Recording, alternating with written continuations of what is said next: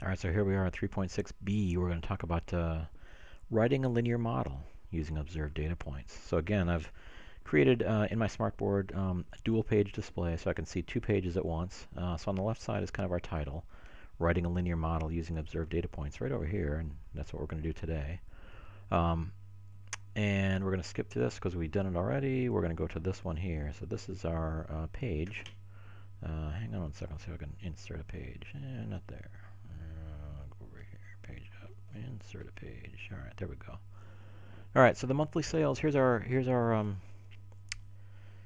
slide that we're going to look at. Monthly sales of hybrid cars sold in the United States are given for a recent year. Sales for the first 8 months of the year are shown in figure 3.35, 3-35 right here.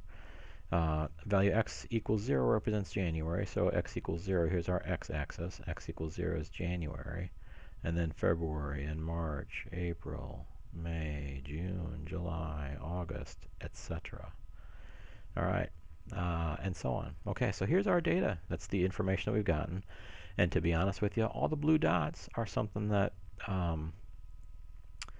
that have been reported from dealerships, from the states, registering cars, something like that.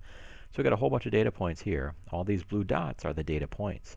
Now we've got to really create a model, not we, but maybe somebody else has to create a model representing all this data. And that's done through things like SPSS. That's a software program. There's other software programs that kind of create this for you. Excel can do it pretty well as well. And in fact, next semester you'll use, in Math 141, you'll use Excel to kind of create something like this line that represents all of the data points that are the points. Because we need to really have a line that kind of tells us a trend. So we can kind of talk about the trend going off this way and not saying, well, the trend might be this way, it might be that way, it might be that way. We want to have this ... line here where it says we need a trend. We need to know kind of what the trend is. So that's what Excel will do. It'll create that line for us based on those points. But at this point right now, we don't know how to do that. So we're going to say, for question number A, it says use the data points from figure 3-35, which are all these data points, to find a linear equation. So find a linear equation that represents all this information, represents the monthly sales of hybrid cars. Let x represent the number, x represent the month number, and let y represent the number of vehicles sold. So here's our y-axis, here's our x-axis, x is month, number of vehicles sold is y. So now we've got a data point. We've got, well, let's see, how do we find a linear equation from two data points? I got 2 points. Let's see, we'd have to go back to the point slope formula. Here's our A, I'll write over here. We'd have to go back to the point slope formula. Y minus y1 equals m times x minus x1. And we'd have to find an x1 and a y1. Well, sure enough, here's an x1, y1, here's an x1, y1. We could use either one of those. Do we have a slope? We really don't have a slope. We could maybe guesstimate something about what it would be. You can go from there or there, but you know what? We've got two different points here. So I might just want to say, well, here's our x1 and here's our y1. Here's our x2 and here's our y2. And we could say, you know what? I got to find the slope of this line using these 2 points. How do I do that? Slope m equals y2 minus y1 over x2 minus x1. That's something you've got to memorize, unfortunately. So let's go back here and say, well, what's our x1? x1 is 5. I'm going to plug that in here. I guess we start with y2. Y2 is 14,000. 14,000 minus y1. Y1 is 23,400 over x2. x2 is 0 minus x1, 5. All right, now if we do some calculations, 14,000 minus 23,400 is, oh boy, 1,800. Sorry, it's 9,000. Matter of fact, I think I made a mistake here because it's 14,400. So let's modify this. 14,400. We'll erase that. Now we'll go back to blue. So oops, I made a mistake. I'm sorry about that.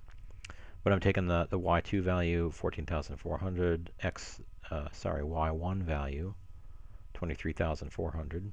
x2 value is 0. x2 value is 0. x1 is 5. x1 is 5. Now let's go forward. I think that makes a little more sense. All right, 14,000 minus 14,400 minus 23,400, 9,000. Divide by negative 5. In fact, that's negative 9,000 because we've subtracted it. Negative 9,000 divided by negative 5 equals 1,800. There's our slope. All right, so now we can just plug in numbers here. Y minus y1. y1 is 23,400 minus slope equals slope 1,800 times x minus my x1. x1 is 5. And now we just kind of simplify. Y minus 23,400 equals 1,800 x minus 0,044 9,000. Alright, and after that, then we just simplify and we just keep moving along. We say we add 23,400. Add 23,400. And all we're doing is just modifying our original equation. Y equals 1,800x plus 14,400. Alright. There is our equation. Use the data points to find a linear equation. Alright, well sure enough we did it. Y equals 1,800x plus 14,400. Now there's probably actually a shorter way to do that, only because we've been given kind of a special point right there. What does that look like? It's the y-intercept. So that means our b is right here. So we could say there's our b. B is 14,400. Well, shoot, we had 1,800. We could have just plugged that in here. M, we had 14,400. That's our b. We could have just plugged that in there. So instead of doing all this stuff here, we could have just jumped forward and gotten this and this, but I wanted to have this as kind of as a good review. So if you do see that later on, that's something that might be pretty darn helpful.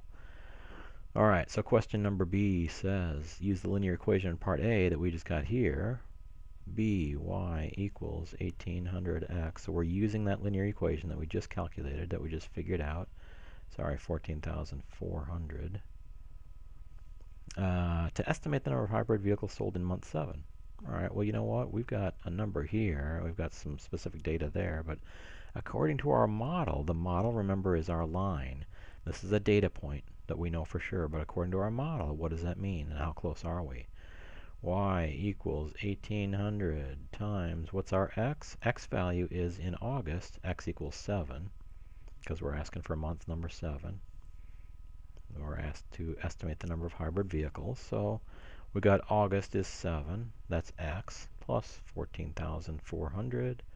And all we do is evaluate y.